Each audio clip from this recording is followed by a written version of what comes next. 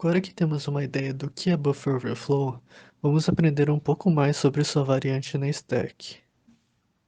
Como vocês já sabem, a stack é composta pelo endereço de retorno, a base antiga da stack e o stack frame. Na verdade, entre a base antiga e o stack frame, pode haver também outros valores de outros registradores salvos na stack. Quando fazemos um programa que tem uma vulnerabilidade de buffer overflow, o buffer fica nesse stack frame e, ao ocorrer o overflow, o conteúdo do buffer começa a sobrescrever os outros espaços de memória da stack. Quando a função começa a encerrar, o stack frame é desfeito, o base pointer antigo é colocado de volta ao RBP e o endereço de retorno é colocado no RIP.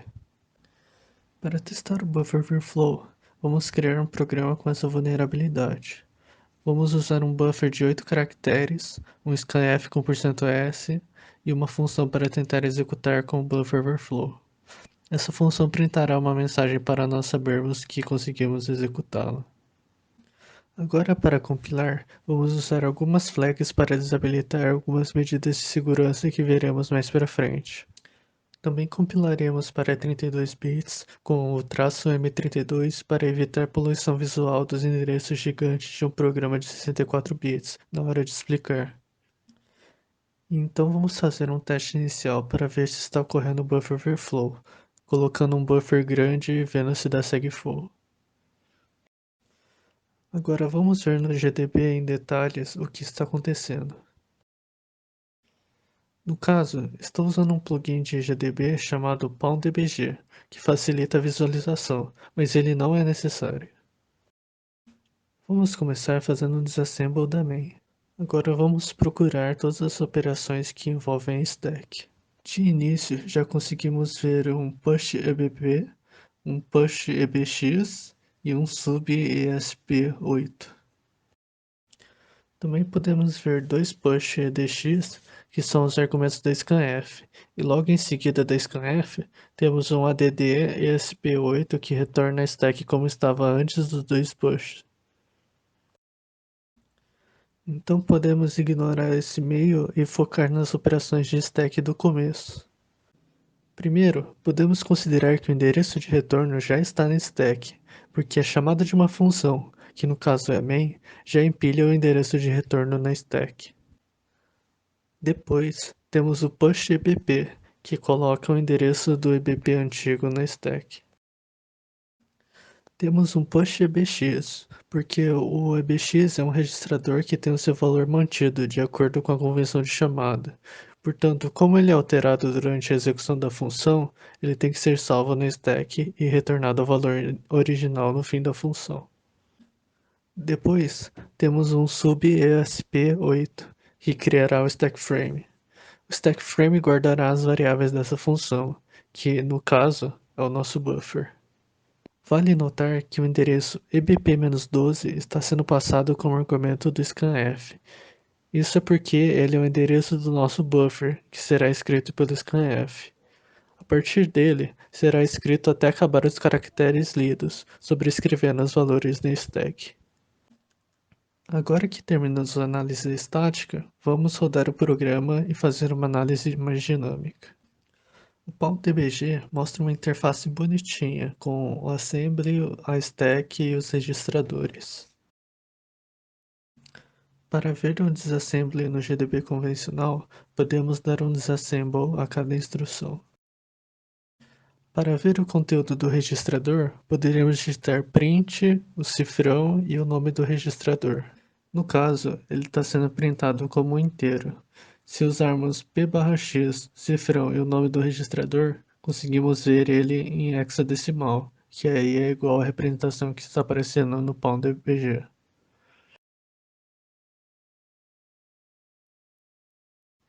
Podemos ver também a stack digitando x barra o número de palavras de memória wx, cifrão e esp. Como podem ver, o primeiro valor printado bate com o primeiro valor da stack mostrada no PalmDBG e o segundo valor também bate com o valor printado. Agora vamos voltar à execução do programa. A primeira instrução é o push EBP, que como vocês podem ver, é 0. Na stack, conseguimos ver o endereço de retorno no topo da stack, identificado como libc start main. Se executarmos essa instrução, como vocês podem ver, o 0, que era do EBP, agora está no topo da stack.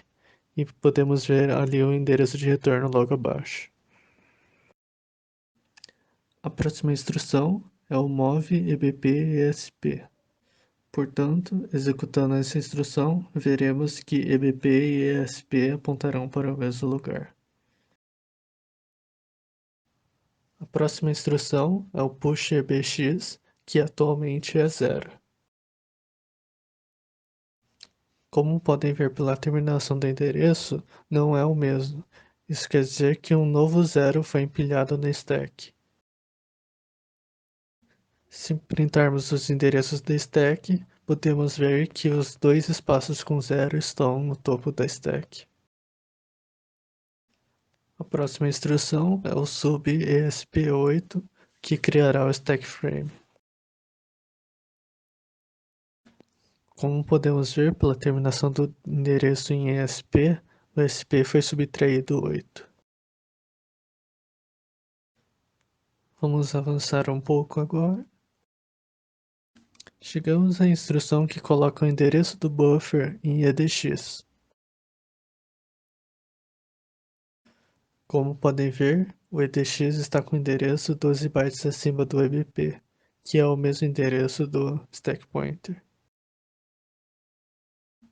Como podem ver, o endereço de EDX é colocado na stack como argumento da função scanf. O próximo endereço que ele vai colocar em EDX para depois empilhar é o endereço da format string do scanf. Como podem ver, o endereço empilhado é o endereço do format string %s.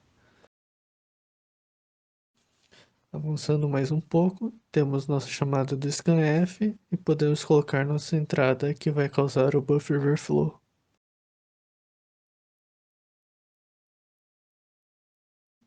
Nossa string agora está abaixo dos dois pushes de argumento e está sobrescrevendo várias coisas na stack. Se olharmos para o conteúdo do endereço de EBP, podemos ver que o EBP antigo e o endereço de retorno foram sobrescrevidos por D e E. Agora temos o add sp8, que tirará os dois argumentos da stack. Agora teremos um leave, que tirará o EBP da stack e colocará no registrador EBP. Como previsto, o EBP foi sobrescrevido pelo D. Podemos ver que o EIP será sobrescrevido pelos 4 5 e esses 4 5 são os E que estão no topo da stack. Podemos ver que caractere representa o 45 digitando print, fazendo um cache para char e colocando o hexadecimal dele. Como podemos ver, realmente é o E, então o EIP será sobrescrevido por 4 E's. E aqui o EP foi sobrescrito.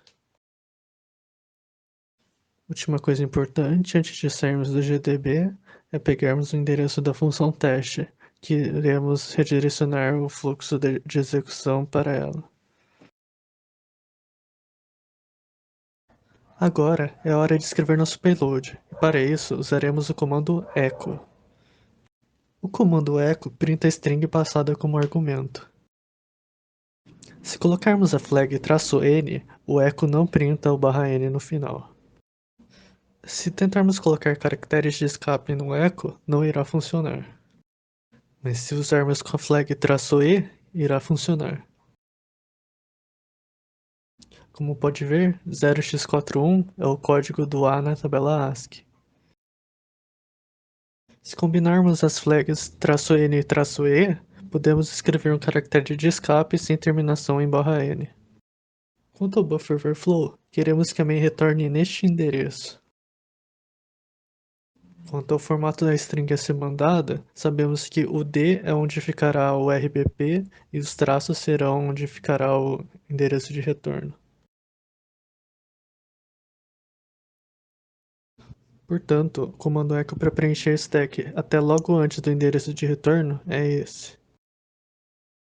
Podemos dividir o endereço de retorno em bytes, dividindo os números hexadecimais de 2 em 2.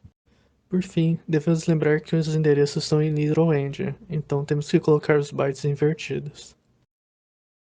E agora, experimentando printar nosso payload. No caso, esses caracteres estranhos são os bytes do endereço. E agora, enviando para o programa de verdade, temos a mensagem que criamos naquela função sendo printada aqui. Por fim, eu queria mostrar também como mudar variáveis na stack com buffer overflow. Para isso, vamos criar um programa que tem um buffer e um inteiro. Vamos ler nesse buffer e depois printar o inteiro para ver se ele foi modificado. Então vamos compilar com F no stack protector. E vamos abrir no GDB para analisá-lo.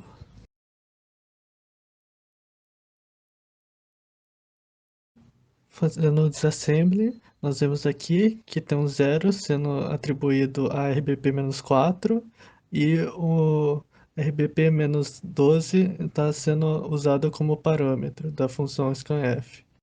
Note que agora, como compilamos com 64 bits, os parâmetros não são passados pela stack, mas sim pelos registradores RSI e RDI. Vamos rodar uma vez sem o buffer overflow para ver se o programa está funcionando certinho. E agora vamos fazer o buffer overflow.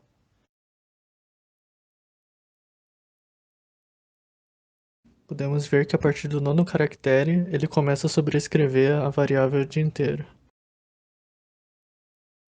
Agora vamos tentar fora do GDB, colocando um inteiro de valor 1 na variável. Como pode ver, ele printou 1. E de buffer overflow é isso, e vocês podem dar uma olhada no material do Gitbook na descrição.